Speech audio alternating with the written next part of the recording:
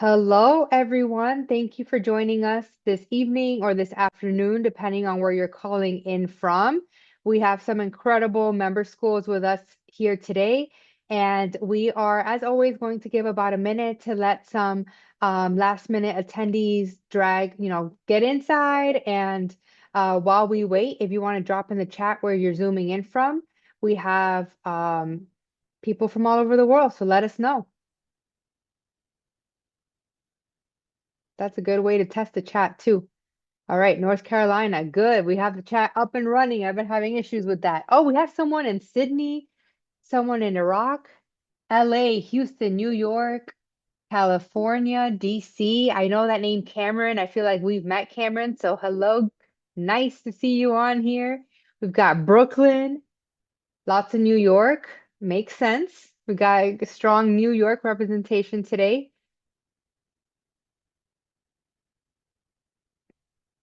All right. ATL, that's where I'm at.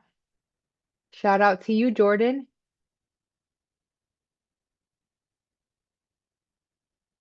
Okay, thank you guys.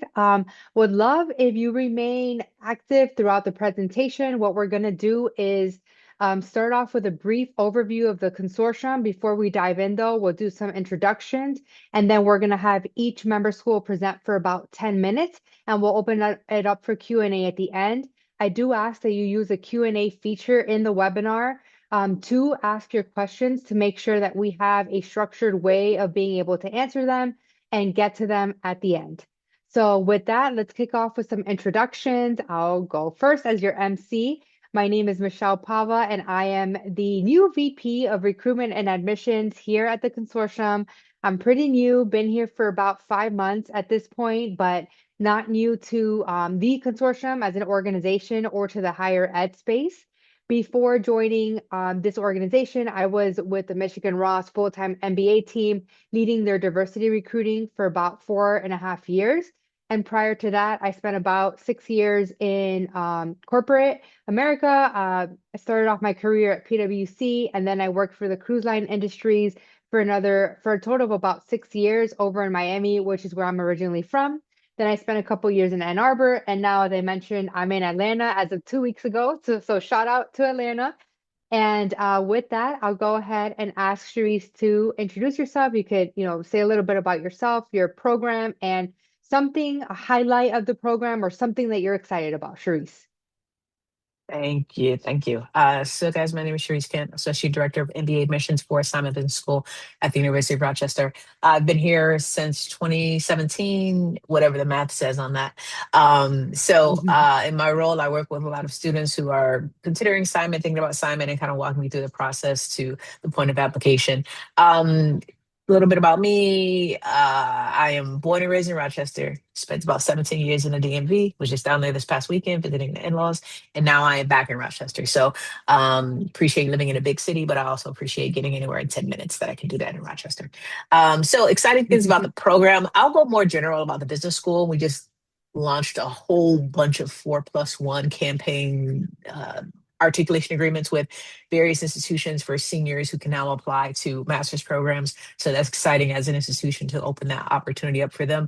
And we just welcomed our first cohort for a DBA. So we just launched a doctorate in business administration for those of you who are already thinking in that way. That my students started last week. So that's pretty exciting for us around here. Love it. Thank you. And Michael, please. Yes, and my name is Michael Robinson. I have been with Columbia Business School for 24 years, but also a graduate. So this is actually my 25th year reunion. So I'm super old, but actually I really started when I was 12. So what can I say? You may hear a bit of an accent, so I have like Jamaican roots, but I've been living in the US for a very long time. And I actually worked in the music business in the 90s. So I'm a 90s hip hop person. So I literally have like platinum plaques in my office and stuff like that. That work with folks who won Grammys and stuff. Um, in terms of what excites me about the school, even though it's a lot of work and a lot of new learning. There's this the school is like really reinventing itself from an AI perspective. There are like about 25 AI electives already. Pretty much every single core class is AI driven and so on. So there's a deep commitment to AI fluency in for every graduate, and it's kind of driven a lot by our dean, who literally was in an AI lab 30 years ago at Stanford, right? In SEAL, right? So he's been thinking about this for a very, very long time, and now things that were only like pipe dreams 30 years ago and so on, it's starting to happen. So it's exciting. But I don't know how to vibe code, so I need to learn how to vibe code. So what so I'll stop there. +1 on that. Thank you both. With that, let's go ahead and get started with a little overview of the consortium. So I'm going to go ahead and share my screen, put us in presentation mode here, and just let me know um, if you're all thumbs up. Michael, Cherise, we good? Okay, great. Okay, cool. So starting off with, who are we at the Consortium for Graduate Study in Management? So the consortium is a continuously growing and evolving alliance of some of the world's graduate business schools. So we partner with multiple member schools, corporate partners, and we're supported by the strengths of our extended network of students and alums. We have over 12,000 alums, and really our mission as a nonprofit is to expand access and increase representation in business education and leadership.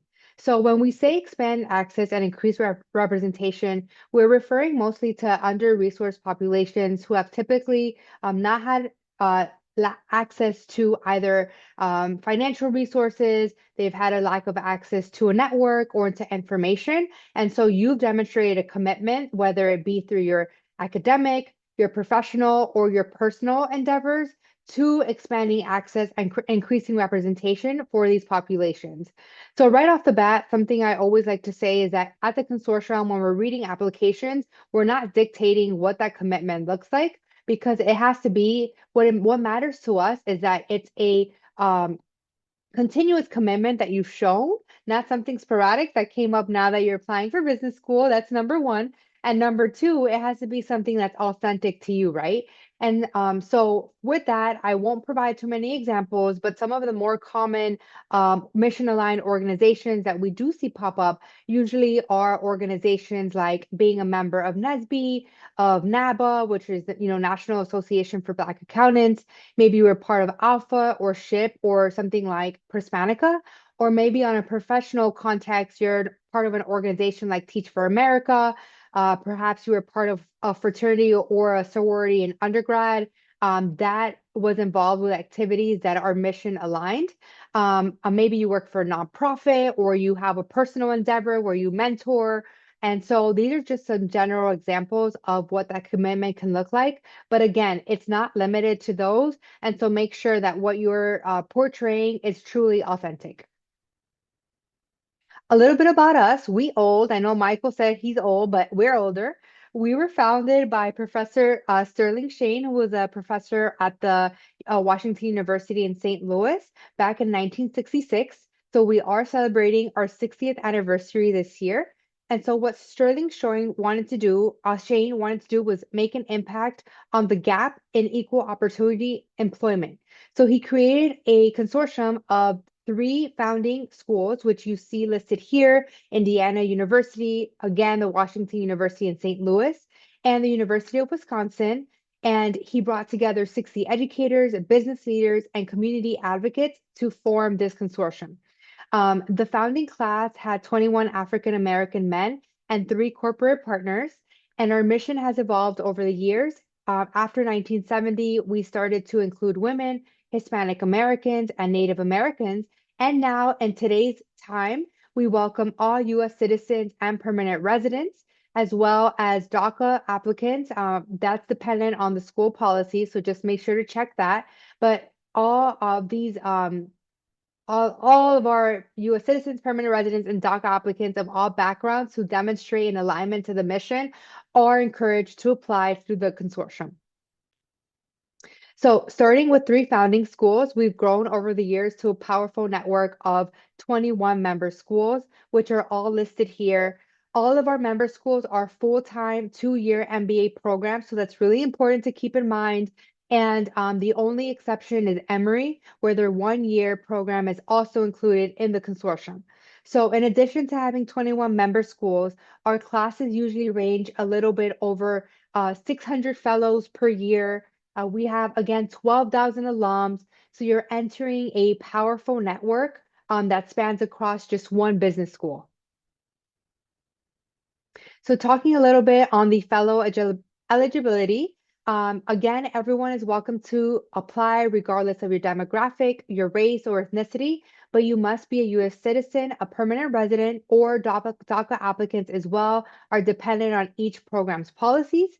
You must hold a 4 year bachelor's degree at the time of matriculation. So the important thing to note there is that if you are somebody who's graduating, let's say in May, uh, you are still eligible to apply to a program as long as you've received that degree by the time you apply. And that's dependent on each individual program. So again, I think you're getting the gist that as you start to think about what schools you want to apply to, it's really, really important that you connect with their admissions officer. That's why we have them here to understand the nuances of all the different programs and make sure that you're a good fit.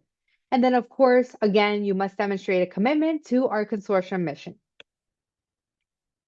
So what does it look like to actually go through the fellowship process? It's a two-step process that you must keep in mind, and they're independent of each other. So in just a moment, I'm going to walk you through what the application actually looks like. But what's important to keep in mind is that the consortium as an organization, we have our own individual review process, and then the schools that you apply to have their own separate review process, and they're independent of each other. So the way it works is that you would submit one application and then we would review the consortium membership piece and determine if you've been granted membership. So you'll receive that decision separately. And then we, at the same time, we're also dispersing your materials to all the different member schools, and they're reviewing and also releasing their decisions at the time of their own decision deadlines. So if you are admitted to the consortium and you're admitted to at least one of the member schools, then A plus B equals C, where you become a consortium fellow and you unlock all the benefits of becoming a part of the consortium. Another important question here that we always get is, what does funding look like? Is funding managed by the consortium? And the answer is no. Funding is dispersed by each individual member school. And so the great thing about that is that there's no limit on the amount of member schools that can offer you consortium funding. And so it can be anywhere from no funding to partial to full tuition and fees being covered. So this is nice, a nice little recap. A consortium fellow is an MBA prospect who applies to the consortium, and you're offered or and accept membership and are admitted and enrolled into one of our member school MBA programs. So once that happens, you unlock access. So I love to say that access is really the pillar of what we're going for here. And there's three different components to access. As a consortium fellow, you receive access to an exclusive network. So you'll receive direct connections to Fortune 500 companies. You'll be a part of a community of MBA students that, again, are not just limited to your program, but across 21 member schools. And you unlock fellowship funding. So as a consortium fellow, again, you may be eligible for full or partial tuition funding opportunities, and the decisions are awarded by member schools. And last but not least, you unlock access to our annual orientation program. It's affectionately known as OP. And actually, this year, we're about to kick off OP on Sunday. So you can imagine how busy the consortium is right now. We're welcoming a class of over 600 fellows. We're all going to be in Seattle for 4 days. The fellows are going to get to know each other for the first time ever. They're also going to unlock access to early internship opportunities with our corporate partners as well. And so it's an incredible opportunity that we offer to those who are members of our community. Now, the last portion that I have for you today is talking a little bit about what the application actually looks like. So here's a breakdown of our free fee structure. And so the idea is that we're also providing you with the opportunity to apply to multiple programs at a discounted rate. That saves you time, it saves you money, and there's no limit on the amount of member schools that you can apply to. So it's really up to you to set the bar on how many schools you want to aspire to apply to in one cycle. We have two deadlines. Again, Michelle, What do? Columbia Business School and Simon Business School have different deadlines than you. It doesn't matter. They follow our deadline. So that's another incredible perk about applying to the consortium if you're a good fit. It's that you only have to worry about our deadlines and we do the work to make sure that our member schools are rolling in your application into their application cycles. So October 15th is our first deadline and January 5th is our second deadline. And so make sure you write this down if you have it somewhere. Our application always opens on August 15th. We'll make sure we send out communications about that, but it's important to note that you may start an application on August 15th. Here's a screenshot if you want to take a look of what the application actually looks like. You'll be asked to fill out some personal information. We'll have consortium specific questions, which I'll touch on in just a second. And then once you get through that portion, you'll have the options to start selecting your member schools. So here you can see an example. This person has selected 3 member schools. And what happens is that they will now be added to your application and you'll be able to see the program materials for each member school. Another question that I always get, so like I love to just answer this off the bat is, how do I make sure that the program materials are aligning to the application of the member of the school? And so every year, our member schools, we work with them to make sure that the program materials reflect their application and that they're making changes as needed. So if you're completing our application, you can feel safe and confident in knowing that you're completing exactly what the member school is asking you for in their application. Then here's what our essays look like. So we have 2 core essays. We have a 3-part mission essay, and then we have, of course, the school-specific essays for each program that you will apply to. Core essay number 1, which we see and all of our member schools see, asks you to describe your short and long-term goals post-MBA. So why are you pursuing an MBA? What are your goals? And then the second essay is optional. So that's a great place where people like to touch on maybe if you've had an employment gap or you have a lower GPA or a lower test score that you like to elaborate on, this is a great place to do so. Then we also have our required mission essays where we'll ask you to talk about your commitment and what you're passionate about and your demonstrated commitment to the consortium. And then again, the school-specific essays, which will differ on a case-by-case basis. All right, nearing the end here, we also have 3 letters of recommendation that are required. So the 3 letters are, first is the 2 professional recommendations. These are seen by your member schools that you apply to. And then we have the 1 mission recommendation. So if you apply through the consortium, your recommenders don't have to complete recommendation letters for each individual member school. They would release it to us, and then we would release it to all of the member schools you've applied to. So it's a really great way to have your recommenders save time as well. And some tips on the mission rec. It doesn't need to be a supervisor or a leader in your organization. It should be an objective third party that can speak specifically to your involvement. And so whether that's a leader in a nonprofit that you're part of, whether it is a professor, whoever it is, make sure that you're coaching your mission recommender to be able to speak to the involvement that you've had in your extracurricular activities. And then your professional recommenders, I'm sure our admissions officers here can speak to that as well. So I will wrap up with showing you the application status page. This is what it looks like when you submit your application. You'll be able to have a one-stop shop where you see, have we received your test scores? Have we received your recommendation letters? And that way you know whether you're on track to submit on time. And with that, I would like to close my section by asking you to please join us at an upcoming event. We have some additional incredible member school webinars coming up that are also virtual and so accessible to all. But we also have our MAPS events coming up. And so Michael, a Columbia Business School will be one of the hosts. So I'm sure he'll touch on that in just a moment when he presents as well. But we will be hosting in Atlanta, in New York. These are recruitment events where all of our member schools come out and it's an opportunity to network in person. So make sure to check back regularly. They haven't all been posted yet, but it's a great way to get some face time in person. All right. And with that, let me stop sharing. And Charisse, I will ask that you take us away now. As I mentioned earlier, my name is Sharice Kent, Associate Director of MBA Admissions at University of Rochester Simon Business School.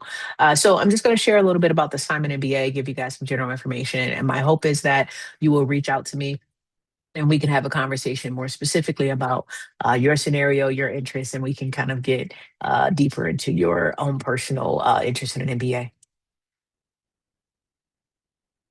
All right. So, some background on the University of Rochester, just for those who may be curious or not heard of it. University of Rochester is located in Western New York, in Rochester, New York. It is a R1 research institution, tier one, globally ranked, nationally ranked institution that's been around for a pretty good amount of time. In terms of Rochester, that question, where is Rochester? It's in Western New York. See the little star there. It's about an hour from Buffalo, 3 hours from Toronto, and in 6 hours you can get to Cleveland, New York City, DC, Philly, Jersey. So it's a pretty accessible location, 45-minute flight to most of those places. And it's not a super small city. It's about 1.1 million people in the greater Rochester area. It's also home to places like Boston Alarm Kodak. And for my East Coasters, Wegmans. If you know about that, drop it in the chat. If you don't, sorry for you. And revolutionary figures such as Frederick Douglass, Lou B. Anthony, and U of R is actually one of the largest employers in New York State, seventh largest private employer, 39,000 folks, faculty, and staff here supporting our students and all they do. And I say all this to say it's a very interesting experience to be a part of such a large institution that has 7 colleges associated with it. But Simon is the smallest of those 7. So you get the small, intimate, personal feel that comes with having a smaller business school. And so when we ask our students why Simon, some of the responses they give in terms of being a leader in innovation, being STEM designated, having a small class size, location, being very affordable, living in Western New York, the sense of community that they get. So we're going to kind of go through some of these things, and I'll share a little bit more about those things. Now, Michelle, I wanted to interrupt, but I couldn't. We were number 4. So, in terms of the consortium, Oh, yes, I do know. I was like, number 4 was what? Yes, yes, yes.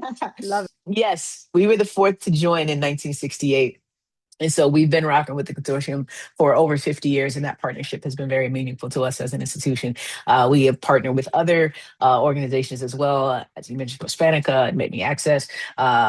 So I think we've, as an institution, always been committed to ensuring that diverse voices are heard, and that's something that we continue to do. And the current alumni director for Consortium is Shay Freeman, who is a Simon alum as well. So hopefully through your consortium interactions, you get the opportunity to interact with her. So we talk about rankings, pretty consistent, solid rankings. One that I like to point out is our return on investment of the top 25 business school. Simon is number 6 on that ROI, taking into account all those factors by Bloomberg. So I think it's a testament to the quality of the education and being able to do so at a reasonable cost. Profile, as I mentioned, being a smaller institution, we only bring in about 100 students per MBA class. So our cohorts are pretty small. 92 students in my class of 2027, representing 25 different countries. 22% of the students in our class of 2027 are members of the consortium. So I think that's a very strong representation of this organization and the impact that it has. 49% of our domestic students identify as African American, Black, Hispanic American, or multiracial. When US World News Report used to do its diversity rankings, we were the most diverse in BA. So average work experience about 5 years, about 47% of our students are women. So we do accept the GMAT focus as well as the GRE, but we are a test optional institution. And in the consortium process, there is within the application a way to indicate that you will not be submitting your scores. So if you've taken it elsewhere and another institution requires it, you can use the consortium application to submit your test scores to that school without necessarily submitting them to Simon if you don't want to. If you have them, you should. But we are a test optional institution. So I'm going to kind of dig into what it means to be a Simon student and the approach that we take, what we consider to be the integrated student experience. And this is just about making sure that the academics, the career search, and the co-curricular activities all combine to ensure that you're leaving with an experience that enhanced you and enriched you, not just academically, but professionally, and that you experience a season of growth as a leader, as a person. And so these are the ways, and that just kind of touch on these a little bit to talk about how we do that. Starting from the academic standpoint, Simon Business School was the first business school to offer the STEM designation across any concentration. So we launched that in 2018, I think it was. And we were able to get out of the gate quickly with that because the core of our curriculum has always been very focused on data analytics. Everything's kind of taught from this very economics foundation. And so we're very proud to be one of the leaders in that STEM space. And it definitely signals to employers that quantitative rigor that's necessary in today's job market. On the AI side, in 2023, the generative AI process was instituted across the curriculum. So within the core courses, within each specialization or concentration in the curriculum, there's workshops, there's webinars, everything AI is integrated to ensure that our students are going to be well equipped to operate in that space. And we have a 7-person faculty team or AI task force. Sounds very important, right? Task force, AI task force that is constantly providing information, updating information. I can't vibe code. I barely know the difference between generative and hallucinating. I should be better at this. I'm getting there. And the resources are available to me as an employee, but I'm developing my understanding. But our students can run around, run circles around me. And a lot of my teammates in the business, in the business school, in the admissions office, have gone through the MBA program, and the things that they bring back to staff meetings and the way they are able to explain things is pretty awesome. In terms of the concentrations that I mentioned, from a STEM perspective, you could major in any of these areas: finance, marketing, consulting, and then kind of filters down from there and obtain that STEM designation. In terms of what I'll bring your attention to here is pricing. There are not many business schools that offer pricing as a major. It's a very interesting and lucrative concentration and opportunity from a job perspective. So for those of you who are considering pricing or want to do some research into pricing and what it is, it's definitely a bit more of a unique concentration that we offer. And then there's minors. You can major in, strategy and minor in global business. You can kind of mix and match to ensure that your professional and growth needs are met. Now, I don't need you to memorize this. This is more of a visual. One of the things that I want to point out is that our classes start in July. So if you do decide to apply to Simon, you don't get that summer off. We start a little bit earlier than other programs. We do a lot of pre-work, and it's called pre-fall, but it's not optional. So that means in 6 weeks, my class is going to be here, which is exciting. But for some people, it comes as a surprise, like, oh yeah, classes start in July. And then we move to 8-week terms within the semester. So it is a very fast moving program. But the other thing I just wanted to use this visual for is to point out that you get electives in your first full semester. And that's great to be able to start digging into some things that you may find of interest. So moving from the academic side to the career side and the career search side, we have a great Benet Career Center.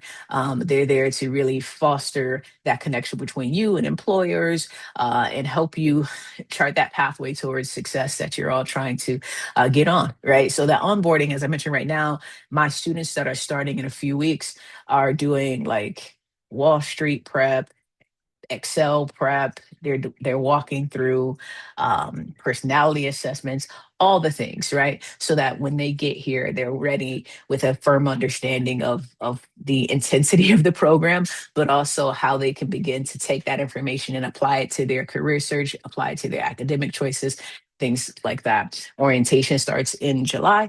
And during that period is when you get to meet your classmates, you get to gel with your classmates in that first week. We do first year teams that happens in orientation and just really helping you begin your journey. And along the way, kind of passing the baton from the admissions team to the student engagement and the career center team, who will be there to guide you with your career advisor. If you're interested in finance, you work with the finance advisor. If you're interested in consulting, you work with the consulting advisor, and so forth. And so that ongoing professional development through presentations, through bringing alumni back, we have a career strategy course that first year students take to really help remain accountable in this process. As you go through this process, wherever you land, you're going to see recruiting is a big part of the MBA world. And that starts very early and just kind of helping you understand what that looks like, what a case interview looks like, and those things. And then continuing to be there for you through the internship and through the job search when you return in year 2. So, from a career search standpoint, pretty good outlook. 88% of our students within 90 days, 162 average total compensation, finance, consulting, all of the places that people often land post MBA. With your multinational Fortune 500 companies, BCGs, and your Fidelities, and your Amazons, and so forth. And all of these things can be found on our website, so not drilling down too much on this. But this I do want to bring to your attention because, again, there's a misnomer of being located in Western New York in the cold snow belt.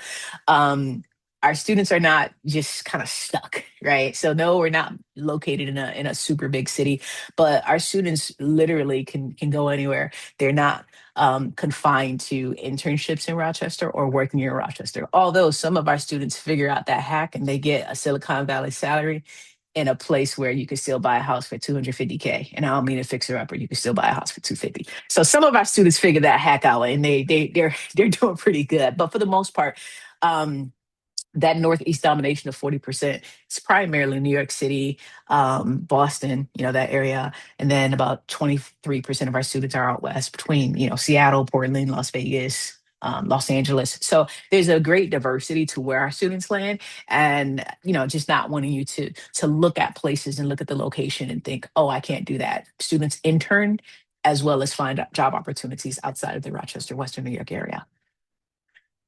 So the co-curricular aspect, the student engagement office is really responsible for advising student life and experiential learning. I talked about orientation. That picture is the students doing Habitat for Humanity, which is a part of our orientation team building, and some other activities that they engage in. Experiential learning, which would be, internships as well as international immersions. You see some of the places our students have spent some time. The Switzerland, for example, is a international finance class. You get to meet with business leaders, take on different challenges for that 7 to 10 day period. Really putting into action things like working with the consulting team, which takes on about 20 to 25 projects per year.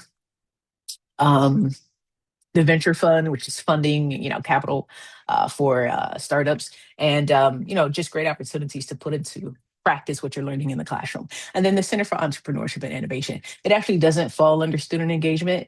The Ein Center is for all of the university. It sits within the business school. So the cool thing about that is that you get like biomedical engineering majors and all these other majors that come to the Center for Entrepreneurship because they have ideas and they need that business help. And so again, pitch competitions, entrepreneurs in residence, all the way up to VC opportunities through the AIM Center. And the co-curricular part that's a little bit more fun and engaging. The club is an organization from Simon Black to Latin American Students of Simon to As I Am with Asians in America. So it's a great opportunity to teach others and educate others and share culture, share history. As I mentioned, 25 different countries are represented within our current class. Simon Uncorked is about wine. Finger Lakes region, I don't drink wine. I live in one of the best wine regions in the world. Here's what it is. The Adventure Club, they do things like whitewater rafting. I can't swim, but it's pretty dope to see what they do. But they also do things. I can ski. They go skiing, snow tubing, on hikes. So they like to get outdoors. In the Western New York part, Rochester, New York, you have a lot of access to the beauty of the landscape that exists. You definitely get 4 seasons. So, and opportunities to volunteer as well.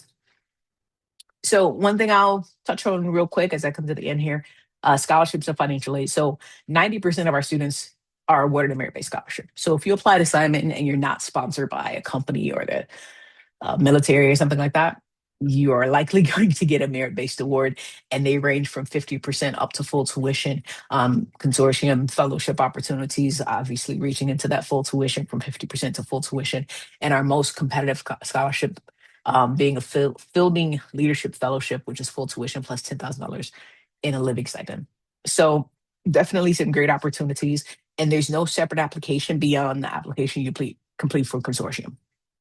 So your Consortium application, your interview, and we will decide on admissibility as well as what your scholarship opportunity will be. So I'm going to put a plug in.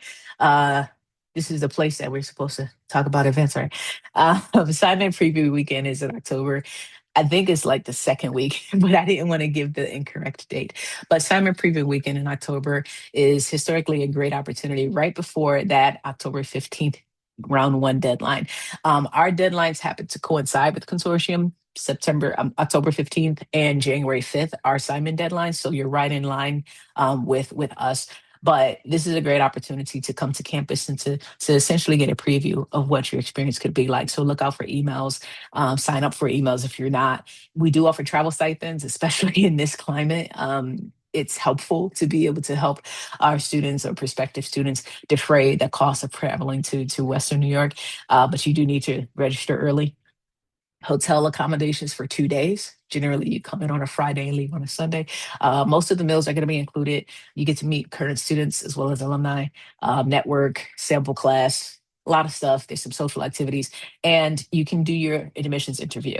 And the way we have this set up is because we are at that round one deadline, if you're not ready to submit, you can still do your interview. So it's kind of a courtesy for coming to campus. Even if you're going to be a January 5th round two applicant, you can still do that interview in person, which some people find to be something that they like. Um, I think this little box thingy work, the QR code, I believe it does. Give it a shot. If not, I'm going to drop my email address in the chat. I'm sure there's something I could have said about something else that I forgot, but that's about it. That was wonderful. Thank you, Charisse. I loved hearing the stats on financial on merit scholarships, as well as being able to interview early during the preview weekend. Quick plug for everybody who's just starting to do their MBA research. Preview weekends are a great way to get to know the program in an intimate setting, get to know the current students. They often bring out alums, but also you get to start to meet people and plug in with other potential future classmates. So building that network starts early, and it typically does start at preview weekends as well. Thank you, Charisse. And with that, Michael, I'll hand it over to you. Um, I'm going to speak in a way that's very different. So this is a first time experiment for me. Um, and I am kind of going to kind of stay within that 10-minute time frame, but talk mostly about values and also expectations. Right. So it's going to be different. So I want to kind of start there and share that. Um, Great. Sharice did a great job just now. And joining the consortium in 1968 is something that your school should be really proud of. We are a newbie school. So this is our 5th year of being a consortium partner. But in that short time, I can honestly say that the folks who are part of the consortium fellows group have led with intention and they have led with impact and so on. And they model great behavior that we really like. And there's this legacy, even though it's only 5 years old, of really supporting each other and lifting each other up. So I have some mean points, right? So because I'm doing this experiment focused on values and expectations and giving you a sense mostly on the consortium community, I think it's important for anyone interested to register for a general session where they kind of go into the all the slides and they kind of talk about everything and so on. So I just want to kind of share that as well. And then we we are going to be doing a number of very specific consortium CBS or Columbia Business School events in person and also online as well. So there's going to be lots of virtual opportunities to like really engage where we'll have like much more time than 10 minutes to really learn, right? But there's some really core things that I want to leave this group here with. We want folks who are going to lead with intention and lead with impact, right? Then I will just share some quick facts about the consortium community. But then a number of folks, right, love the Columbia brand and they have a number of dual programs and so on. And if they're like, well, I love the consortium, but I want to do this program instead, and so on. There are some programs where it's possible to do both, but most of the time there is not, right? So again, regardless of your pathway to Columbia, a key takeaway is that we want folks who are going to lead in an inclusive way. I'll give you a sense of some of the career output, career support, administrative support that we provide, and there'll be lots of pictures, right? So this is the class photo that we took of in the class entering last year. We're big, right? We have the biggest consortium class, right, since every year for the past 5 years. But more important than being big is what you do in the moment, right?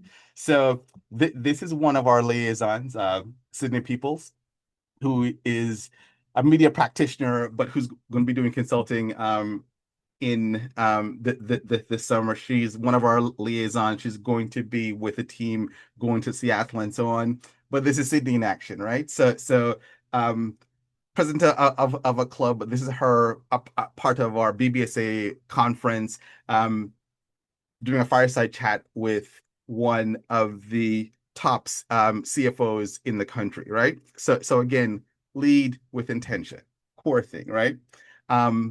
Again, anyone interested in the mission-driven or impact investing and so on, we have something at Columbia called the Leo Impact Fund, where you literally get funds where you can invest as a group, as a cohort. This person just graduated and so on, but again, co-president, consortium, alum.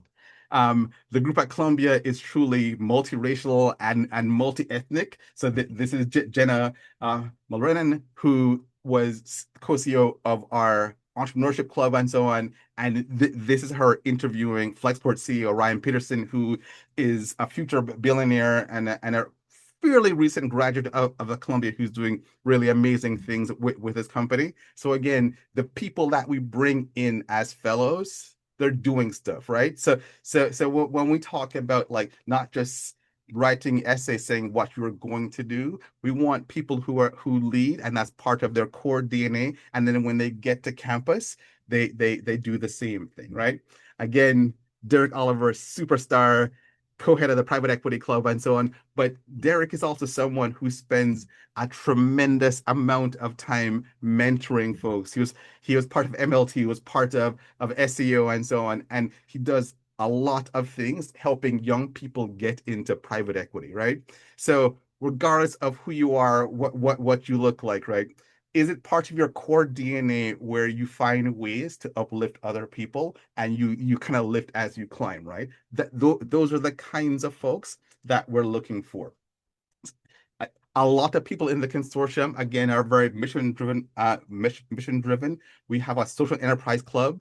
This person just graduated, Nina Show, again, consortium fellow, again, leading with impact, right?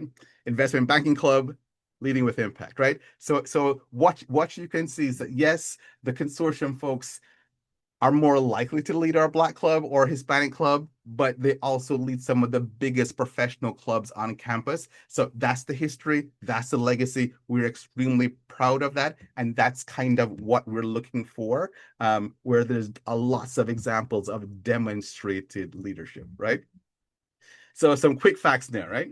So I kind of spoke about this is our 5th year. So we will start a class in August. So not like Rochester, we start in July. So you guys hit the ground running. You're just like, man, you're just like, no summer for you. Let's like go straight into school. But that means you probably finish really early. So you have a long vacation in the wintertime or whatever. But it's all good. It's all good. So we kind of started with about 66 students and so on, but right now we're bringing in a class of about 90 students, and this also includes referrals. We have a very robust mentoring program as well, where the second year basically advise and help and mentor the incoming first years. So there's a history of this as well. Now, once you get to campus, right?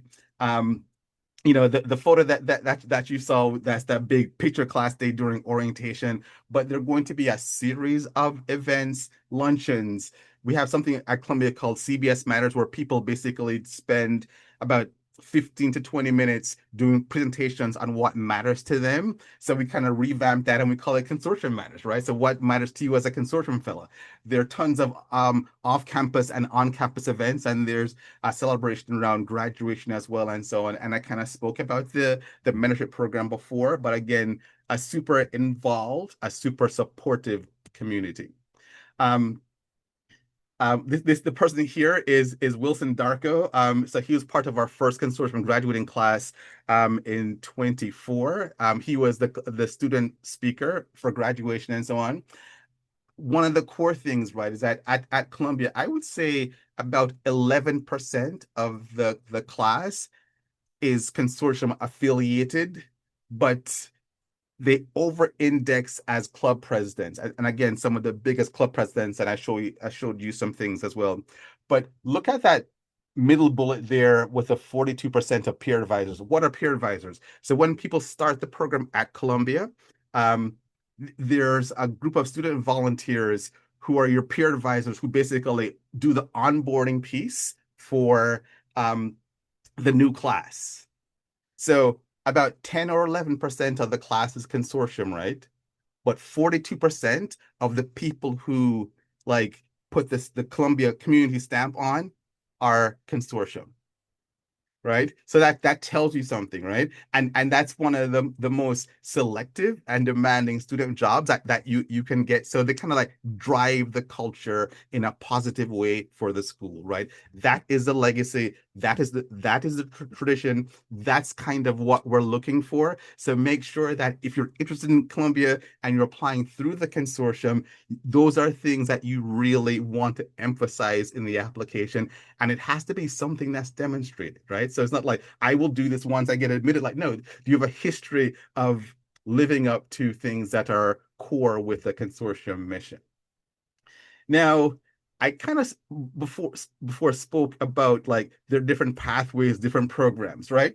So there's some people in our class who did what we call our deferred enrollment program, where they basically applied as college seniors and then had 2 to 5 years to get admitted, right? That if someone's on this call who's still in college, you can still do that, and you actually have a way to get referred into the consortium that way. Connie Creighton, who's featured here, did not do that, right? But again, regardless of your CBS pathway, the people that we want to admit to Columbia need to be intentional about supporting their classmates, and they have a history of bringing all kinds of people together, right? So the current or the incoming president of the private equity club is also someone who is the VP of allyship for the Black Business Student Association, right? So that is part of kind of what we do, and we want to kind of see that in our applicant pool, regardless of your pathway.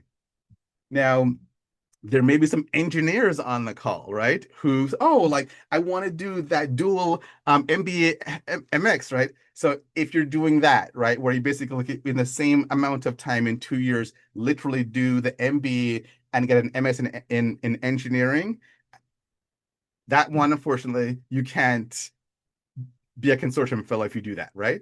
But the core thing, right, is that like regardless of the pathway that you have, we want folks who are going to lead, right? So Jackie Dupre was just graduated 2 weeks ago, was part of the Poets and Quants Best and Brightest and so on. But again, super involved leader on campus, the co-president of Columbia Women in Business, one of the largest clubs on campus, but she's an entrepreneur and she won a startup challenge, right? And again, I keep on stressing this, choose the program that's right for you. But regardless of that, right? Like again, be intentional and lead and be committed to leading in an inclusive way, right? So Jackie, her path is like engaging in AI, but she wants to be ethical. So if you Google her name, you will see some quotes here, and people can do a screenshot. An amazing leader, and someone that we're extremely proud of. Now, before I kind of spoke about like we have at present 25 focused AI electives. If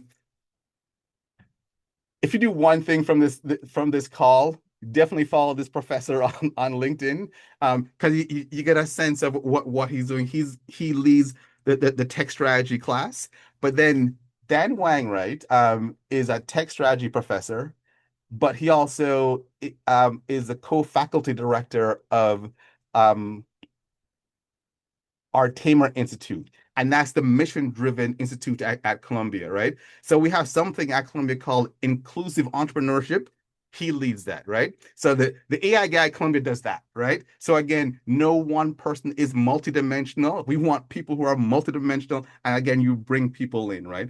And again, like he has his technology class and so on, 228 people in the class, vibe coding on steroids, right? So but again, right? Like if you take the time to follow him on LinkedIn, right, then you'll see how proud he is of the students in his class, and he's the kind of student, the professor where he literally knows everyone in the class. He will know the name of all of his 228 students every time and know their backgrounds and keeps all of that in his head. One of our star professors, and you can find that link to the Washington Post and so on, where like he literally built an app to his own large language model, but it's an oral one where it's not like text that comes to you. The app actually argues with you. You actually debate the app verbally, right? And if you Google his name, you can actually find like a test case where you can literally like go back and forth with the app online right now, right? So again, find him. Now, getting close to the end, just speak a minute about some career administrative support. So all the schools have this, right? So the core thing is like once you commit to the school, before you get to OP, there's going to be a robust set of tools, skill set training to get you ready to be competitive for interviews at OP. And that will continue even after graduation, 20, 30 years later. So we have this lifetime commitment to you. And I'll kind of flash over this slide here, but I want to kind of like get close to the end with this one, right? Because on the career side, we have something called career fellows, where we have close to 80 second-year students who basically advise from a career perspective the first years, right? So one of the career fellows is Brooklyn, who's on my left here, and she's also co-president of the Retail and Luxury Goods Club. She'll do consulting at McKinsey in the summer. But again, she's someone that you're going to see doing events online for us, and she's is going to be one of the career resources for people who are interested in learning more about the consortium. And remember, I kind of started out focusing on leading with impact. The person who runs the entire 80 student volunteer team, well, actually, not, they're not volunteers because these students actually get paid as career fellows. So it's a job for them. But the person who actually leads and coordinates all the other 80 students is Kenton, who literally is also a consortium fellow, right? So again, like if you come to Columbia as a fellow, the history is that we lead with impact. You have to build others up and find a way to contribute. So that's kind of what we're looking for. Um, and that's super important to us. We have a big support team of administrators as well. So admissions, where I'm a part of, career management, and we have 9 student liaisons. So we roll pretty deep, right? And then we send a big team to OP every year as well, and so on. So yes, we're big, but to me, it's not the quantity that's important, it's the quality that's important, right? And that's a core thing for us. And thank you. And I will stop. All right, round of applause. Thank you, Michael. That was a lot of incredible information. Leading with intention was a core through line throughout the whole presentation and a core through line of who we are as an organization as well. So thank you both for joining us this evening.